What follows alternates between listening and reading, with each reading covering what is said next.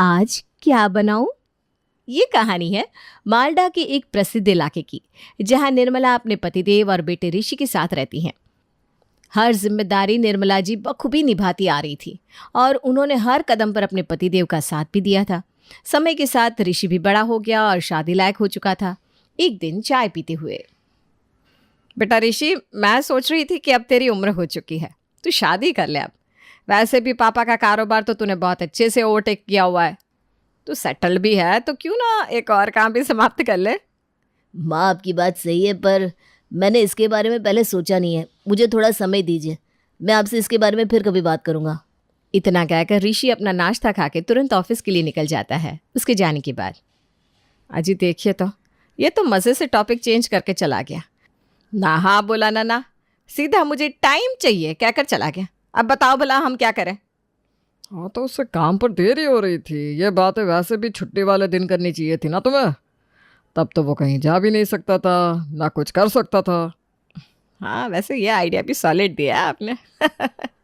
यही सही। उससे बात हम वीकेंड पर ही करेंगे।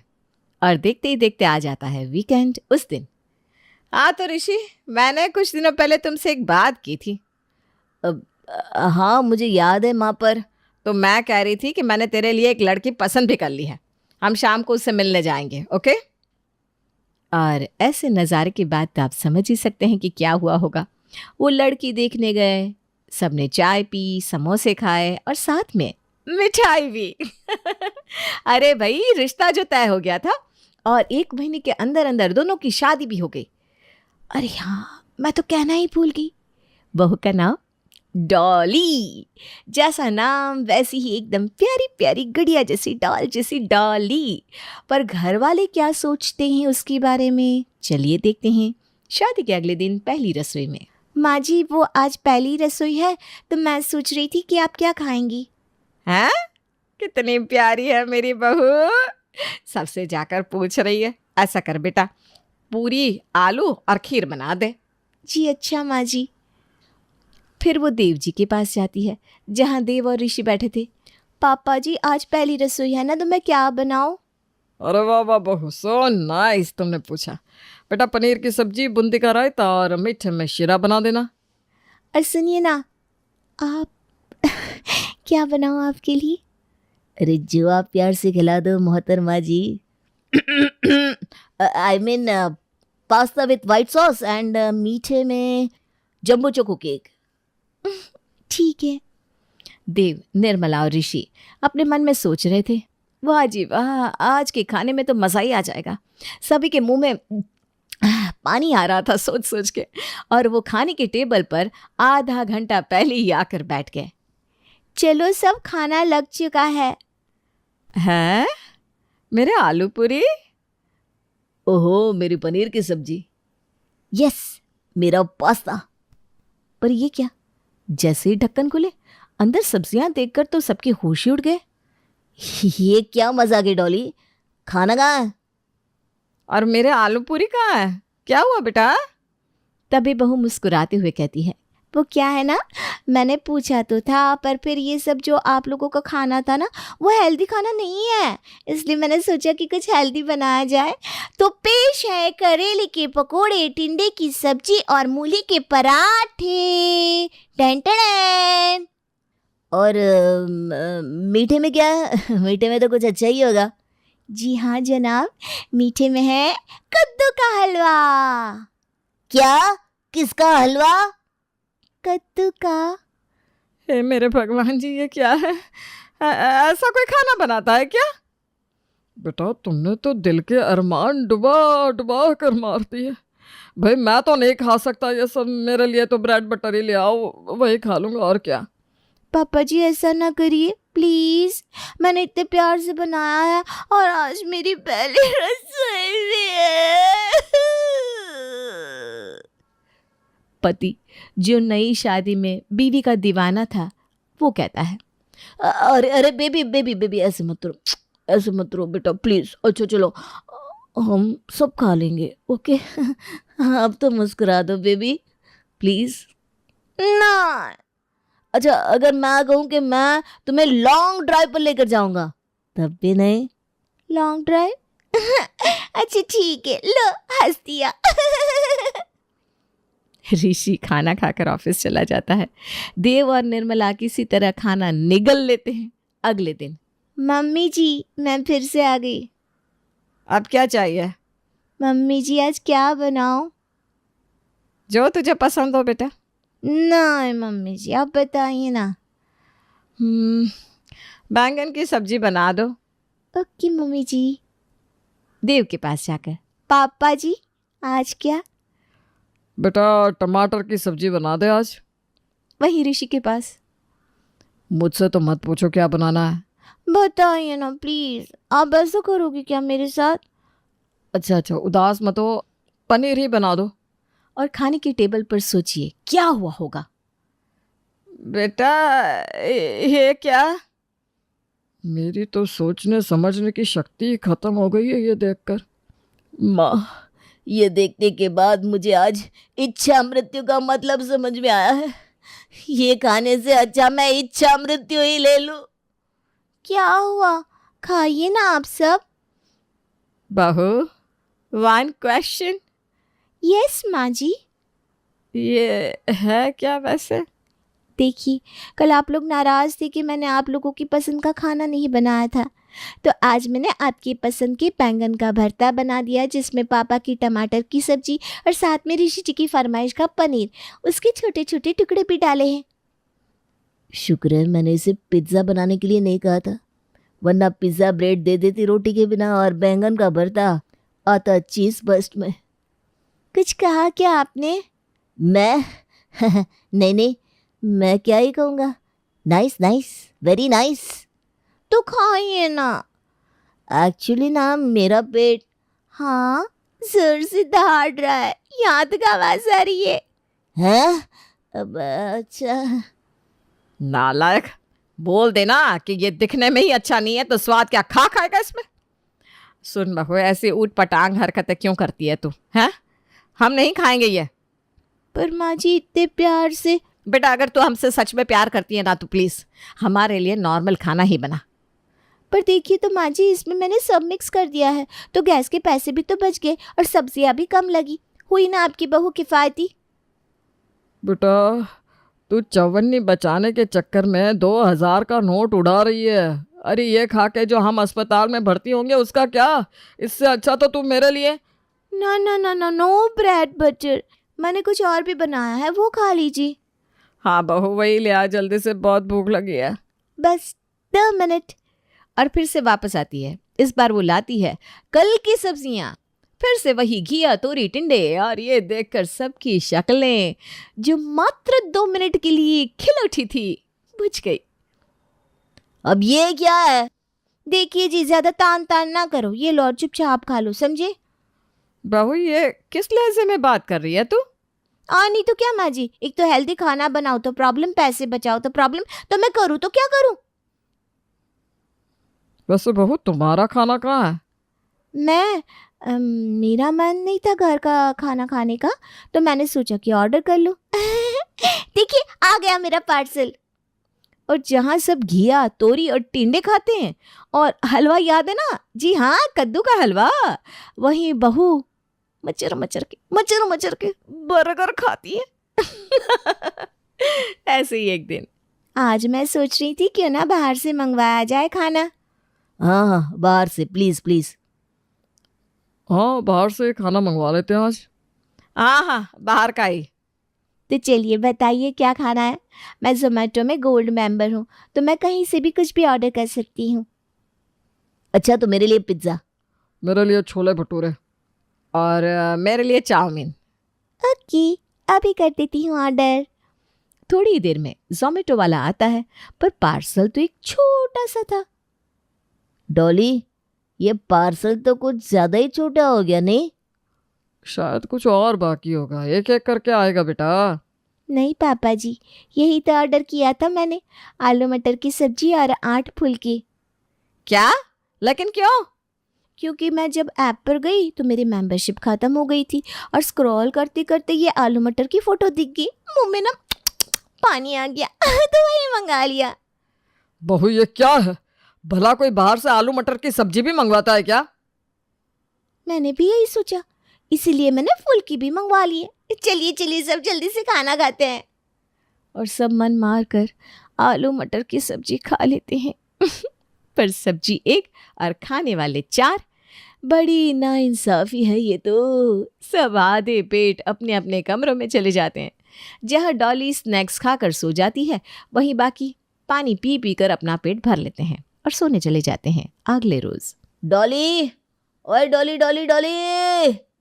हाँ जी, क्या हुआ आपको? आज बहुत अच्छी सेल हुई है क्या? अरे अभी कहाँ, बोर्ड्स के एग्ज़ाम जब चलते हैं तो हमारी सेल्स थोड़ी कम हो जाती है। पर ये लो महीने का खर्च, मैं चला काम पर, बाय बाय। पैसे हाथ में लेते ही डॉली पहले तो बहुत खुश होती है, पर फिर अरे ये क्या, ये तो कम पैसे हैं, क्या करूं? नहीं, माँ जी को नहीं, ऋषि से रात को बात करती हूँ। रात को जब ऋषि घर आता है तो सुनिए ना जी, आपने आज मुझे इतने कम पैसे क्यों दिए? क्यों? ठीक है, थोड़े कम पैसे होते तो मैं समझती, पर ये तो 25,000 के 12,000 दे दिए आपने। हाँ तो क्या हुआ, तुम सबको हेल्दी खाना खिला रही हो, सब सब्जियां एक साथ में बनाती हो। अरे भाई वाह, तुमने ही तो ये आइडिया दिया है, क्या कमाल का आइडिया है ना?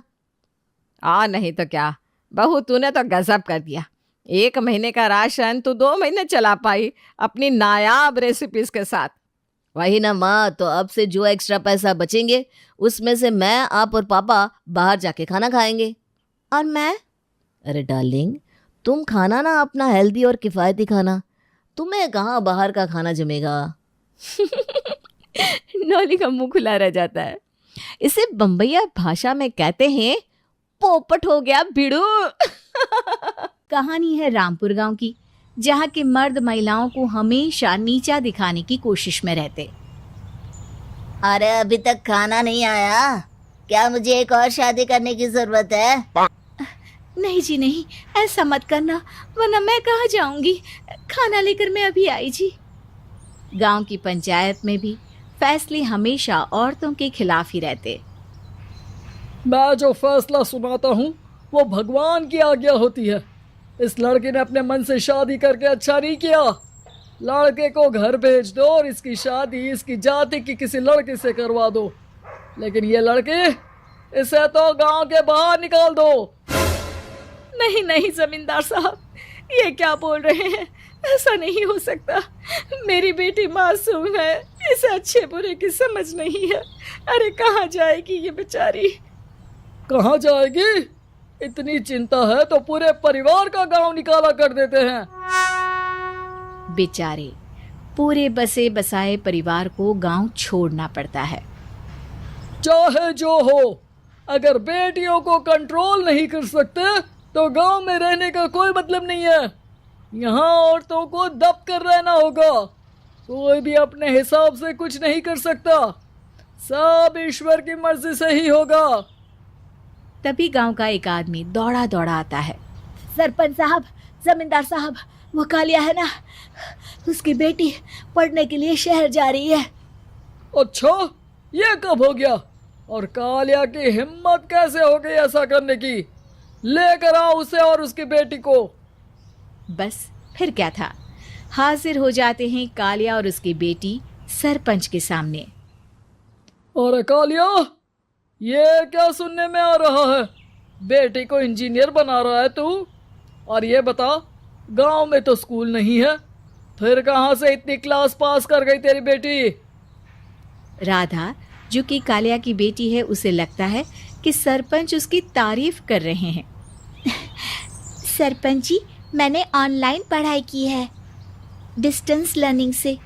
सभी में मैंने अच्छे नंबर पाए हैं, जिसे देखते हुए शहर की इंजीनियरिंग कॉलेज में मुझे स्कॉलरशिप मिली है। वाह जी वाह, क्या होती है ये? पहले तो ये बताओ, फिर आगे की बात करते हैं। पूरा गांव राधा की बात सुन रहा था और राधा बोलती जा रही थी। तो ऐसे मैं फ्री में एक अच्छी शिक्षा लेकर गांव में जो कुछ परेशानियां हैं, जैसे बिजली, पानी और इंटरनेट जैसी समस्याओं के लिए काम करूंगी। मैं गांव को शहर से जोड़ने के लिए पुल का निर्माण करवाने का प्रस्ताव रखूंगी। मुझे पूरी उम्मीद है कि जल्द ही हमारा गांव भी तरक्की की राह पर चल पड़ेगा। राधा की बात सुनकर सारे गांव वाले ताली बजाने लगते हैं। सरपंच को समझ नहीं आता कि वो क्या करे। चुप रह नादान लड़की, गांव के खिलाफ जाने के लिए तुझे गांव से बेदखल कर दिया जाएगा, वो भी पूरे परिवार के साथ। और हाँ, अगर ठीक से गांव में रहना चाहती है तो ये पढ़ाई लिखाई छोड़ दे। हम तेरे लिए गांव का कोई होनहार लड़का देखेंगे। तभी गांव का एक आदमी बोल पड़ता है। अरे नहीं नहीं सरपंच जी, राधा बिटिया जो बता रही है अगर वैसा हो जाए तो हम लोगों को पैसा कमाने के लिए बाहर नहीं जाना पड़ेगा। हाँ जी, और ना ही कोसों दूर पानी के लिए भटकना पड़ेगा। हमारे बच्चे भी अच्छी पढ़ाई कर सकेंगे और आगे बढ़ेंगे, ना कि हमारी तरह खेती करते बैठेंगे। क्यों गांव वालों, राधा बिटिया का साथ देना चाहिए ना। सरपंच देखता है कि गांव राधा के साथ है तो वो चुप हो जाता है। वो घर आकर अपने सलाहकार से बात करता है, जो बहुत ही चालाक किस्म का इंसान होता है। अरे सरपंच साहब, आपको बहुत ही होशियारी से काम लेना पड़ेगा। एक बार गांव तरक्की कर गया, यहाँ के बालक पढ़ लिए तो कोई ना पूछेगा आपको। और फिर ये जो बेटा और बेटी है ना आपके, इनको भी आम लोगों की तरह ही जीवन जीना होगा। हाँ, लेकिन करे तो क्या करे। वो ना आप मुझ पर छोड़ दीजिए, बस मैं जैसा बोलूं करते जाइए। अगले रोज सुबह जब गांव वाले सोकर उठते हैं तो राधा के घर के बाहर और साथ ही वो लोग जिन्होंने राधा का सपोर्ट किया था, उनके घर के आगे लाल रंग से कल आऊंगी लिखा होता है। कल आऊंगी, यह क्या होता है? अरे यह तो खून से लिखा है, लगता है कोई भूत प्रेत या चुड़ैल का साया है। चलो सरपंच जी के पास चलते हैं। सभी सरपंच के पास जाकर उसे सारी बात बताते हैं। और ये तो बड़ी मुश्किल की बात है। चलो, मैं एक बाबा को जानता हूँ, उन्हें बुला लेता हूँ। सरपंच बाबा को लेकर गांव के घर के बाहर जाता है। ओहो, तो ये वो चुड़ैल है जो उन लोगों को निशाना बनाते हैं जो गांव को बदलने का सपना देखते हैं। वो गांव को ऐसे ही संपन्न देखना चाहती है, वो नहीं चाहती कि कोई बाहरी यहाँ का कायाकल्प करे। क्या तुम लोगों में से किसी ने गांव को बदलने की सोच रखी है? तभी राधा की माँ रोते रोते आती है। मेरी राधा घर से गायब हो गई है। अरे कोई तो बचाओ, मेरी बच्ची कहाँ गई?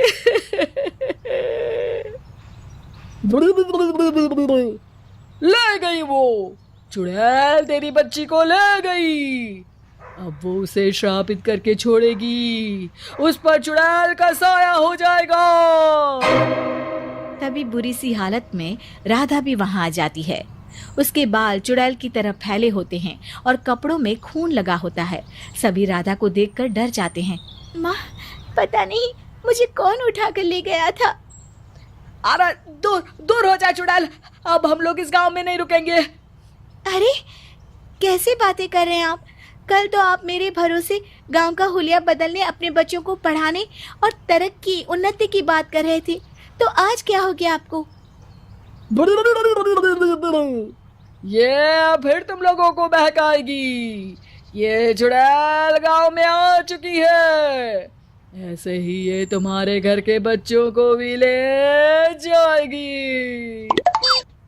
गांव वाले राधा को गांव से बाहर निकाल देते हैं। उसके माँ बाप रोते रहते हैं, लेकिन गांव वाले नहीं मानते।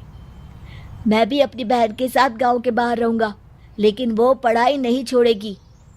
वहीं सरपंच के घर पर सलाहकार कहता है। देखा, सांप भी मर गया और लाठी भी नहीं टूटी। लेकिन अगले ही दिन सरपंच के घर के बाहर भी वही शब्द लिखे होते हैं। और फिर सरपंच की बीवी कहती है, हमारी बेटी को किसी ने अगवा कर लिया है। तभी राधा का भाई वहां आ जाता है। अरे गांव वालों, मैंने सरपंच जी की बेटी को देखा था, वो चुड़ैल उसे उठाकर ले जा रही थी। अरे क्या मजाक कर रहे हो?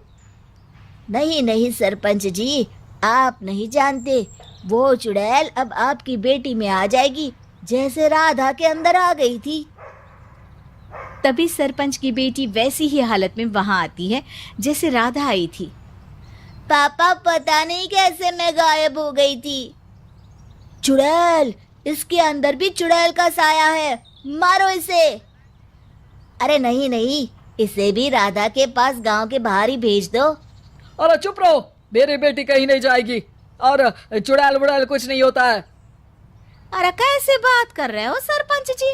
आप तो बोल रहे थे कि आपका फैसला भगवान का ज्ञान होता है, तो अपने पर बात आई तो अब आप ऐसे बोल रहे हैं। अरे ना ना ना, आपको अपनी बेटी को त्यागना ही होगा। अरे बुलाओ बाबा को। राधा का भाई बाबा को ले आता है, जिसे अब गांव वालों के डर के कारण सच बोलना पड़ता है। मैं कोई बाबा नहीं हूँ, मैं तो मोची था। ये सलाहकार महोदय ने मुझे कहा था एक्टिंग करने को। अब वो मुझे पैसे देने वाले हैं। अब मुझे माफ कर दो, गलती हो गई, मुझे माफ कर दो। तभी वहां राधा आ जाती है। देखा सरपंच जी, जब गांव के बच्चे साक्षर होंगे तो आप जैसे लोगों की चालाकी नहीं चलेगी।